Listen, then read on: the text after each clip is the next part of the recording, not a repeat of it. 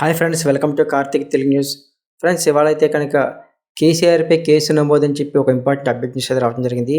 దీనికి సంబంధించిన వివరాలు అయితే ఈ వీడియోలో పూర్తిగా తెలుసుకుందాం. దయచేసి ఈ వీడియోని ఎక్కడ స్కిప్ చేయకుండా చివరి వరకు చూడండి.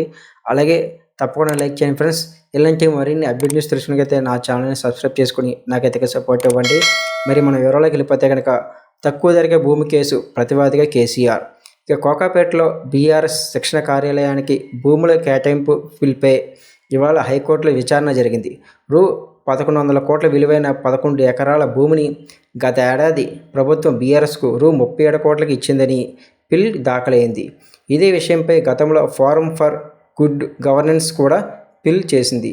పిటిషన్లో కేసీఆర్తో పాటు అధికారులను ప్రతివాదులుగా చేర్చింది.